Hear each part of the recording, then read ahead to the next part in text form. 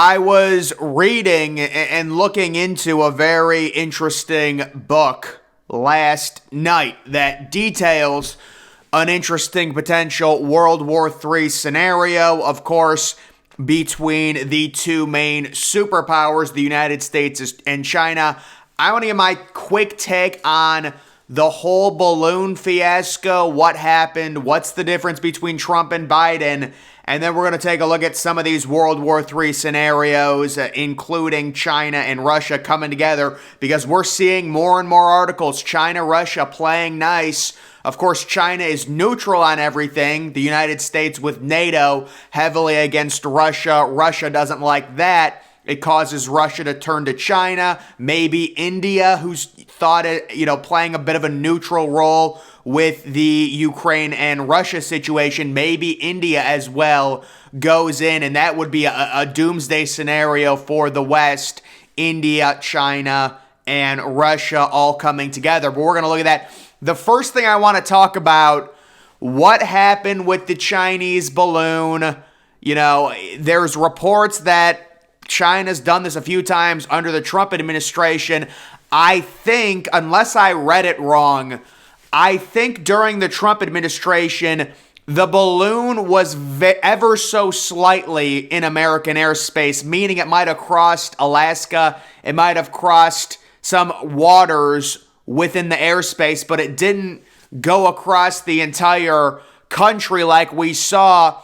And the main difference between Biden and Trump, if you would have told Trump that China has a spy balloon, and by the way, the size of this thing is crazy. A lot of Americans actually don't know how big the balloon was, but there's a very good visual on just how big it is compared to the Statue of Liberty, things like that. If you tell Trump when it was over Alaska, because reportedly they picked it up over Alaska, Trump would say that thing needs to be shot down immediately. Biden, on the other hand, will do whatever the generals say. And the hypothesis is, the reason they let it stay up, the idea that, we're not going to shoot it down because it doesn't pose a threat, really doesn't make any sense. It doesn't matter that it doesn't pose a threat. It is a foreign flotation device that is completely illegal. It needs to be taken down immediately. And then they say, we're waiting to do it safely, when in reality, you've got tons of free space over Montana, over those states out west to shoot the thing down. So that excuse didn't make any sense. I'm guessing the generals told Biden, listen, we could probably get more information off this thing than China can get. Let's let it fly, study it for a little bit, and then take it down, as opposed to with Trump. They'd probably tell him that, and Trump would say, I don't care, I want the thing down, because it's a horrible precedent to set. Anytime something like this happens, we're not going to say, let it fly across the entire country, then take it down, as opposed to Biden, who really will just go along with whatever the general's saying. Not saying one strategy is right or wrong. Personally, I do think we need to take things down, and you need to set the precedent that, no, you can't fly crap over our airspace illegally. But I do understand the general saying we should study it, see how it moves, see how it reacts. It was massive, and China's been doing this, and now there's more reports of the UFO. People are saying it's a distraction to the situation going on in the middle of Ohio, which is just disgusting, absolutely crazy.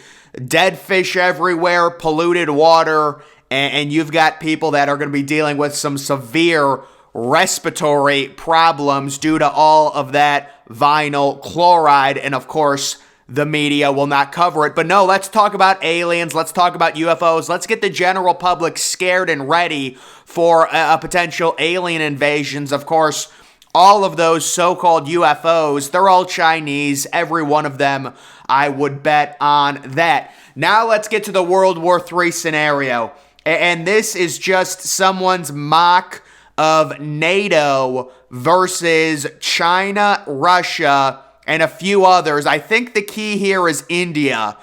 You've got India partnering with Europe and with America in this scenario. That's not a lock. That is not for sure. It's been very telling to see India's reaction last year to the Russian invasion of Ukraine. A lot of surprised people in America that India immediately didn't come out and say, no, that's horrible. Of course, we will support Ukraine. They did not do that. So I think that's a big situation for China and Russia. And guys, more so, let's be honest, we're pretty much all American. The idea that we spend on our military budget more than the next 9 countries combined. If you're one of those other countries, you got to be saying, what are these dudes doing? It is pretty crazy. I like it. Obviously, I like that we spend that much. I think it gives us great power in the world. But if you're China, you would think it would.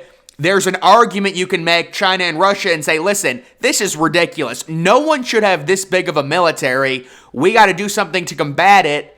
Of course, with it being where it is and the technology being where it is, any World War III scenario is extremely, extremely dire. And the whole World War III thing is so crazy that we don't have an anti-nuke, law in place to where, if one of these countries uses a nuke, there has to be, I don't know. I don't know what you do. My thought was maybe you make a law called the Humanity Act or something like that, where if a country uses a nuke or detonates a nuke that's bigger than a certain thing, that everyone has to do whatever they can to destroy the country that used the nuke. But again, if you get a World War III and China sends a nuke, the world's over. That's it. So there would have to be some type of an agreement worldwide to do a World War II style. Obviously, there's going to be modern advancements, but, the idea is you use troops to win wars. You're not bombing innocent, or not even bombing, you're not nuking innocent civilians. So that is a little map there. This is another one as well. I guess this one's, yeah. So the other thing, people were saying, I do think South America would be completely neutral. I would agree on that for sure. And I could see Mexico going in with the United States and with NATO.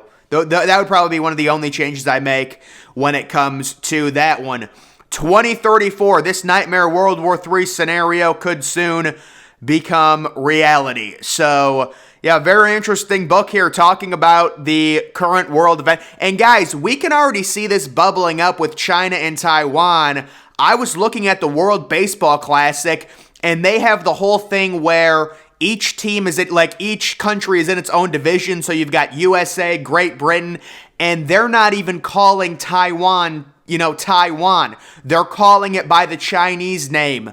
It's so remarkable that, and it's like, what is the answer to that situation? Seriously. Is the answer just letting China take Taiwan? Are we really going to interfere? And then there's your World War III.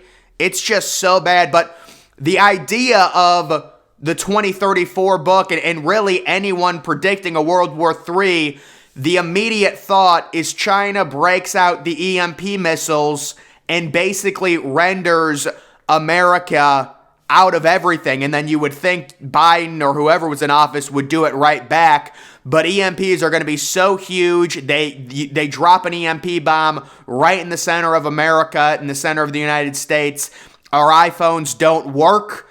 No modern technology would work unless you got to put tinfoil around your house or something. I think they do have EMP bags that you can use to protect your devices, but yeah, it's real bad. And especially with modern society, we're using our phones. Listen, our phones are our lives. And it's the normal, think about this, guys, just step back.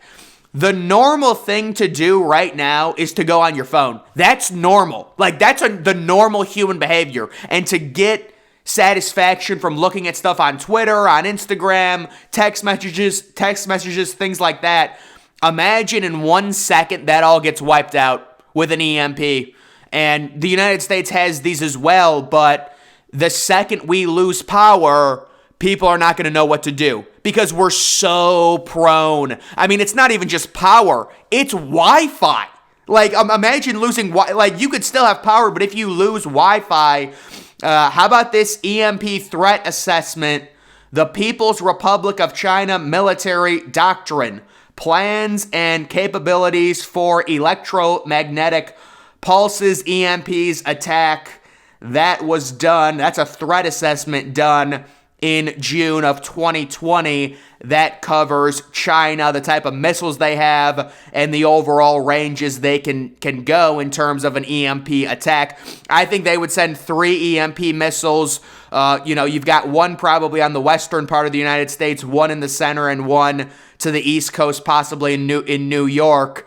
And basically it would be like a mega thing where all the 3 EMPs would play off of each other, and it would create a total outage in the United States. EMPs can damage electronic vehicles over large swaths of territory, but the amount of energy required to do so is so immense. In fact, the most feasible way to affect an entire region of the U.S. with an EMP would be to detonate a nuclear weapon above the country at a high altitude. So this was in response to people asking about there possibly being an EMP on the Chinese balloon that was above the United States. Number one, they were tracking the balloon from Alaska. So if they knew what was on it, if they knew an EMP was on it, it would immediately get dealt with, over the Alaskan airspace. And number two, if China is sending up an EMP, they're not doing it on a balloon at all. In my opinion, the whole balloon situation, my guess is normally they can get those things to go even higher to where the civilians can't even detect them, and it just got too low. That is my thought on why we were able to see the balloon, because those things can fly really high, apparently. And then this is the overall military power of NATO versus China and Russia. Obviously, if you're going to, you have the United States, NATO is going to have such a huge advantage in terms of overall military budget, over $1,000 billion. China and Russia sitting at $358 billion. So NATO a big advantage there. The overall manpower very similar, but I would say in terms of quality troops, it's NATO. With China and Russia, they'll send, especially if they get into a war, they'll send anyone with a pulse. I do think China and Russia, depending on how organized they are and what India decides to do, they could do some serious damage in Central Europe with their military's combined strength. Overall land forces, and this is really why, they've got more tanks, they've got more artillery. These are type of things that really wouldn't affect the U.S. though.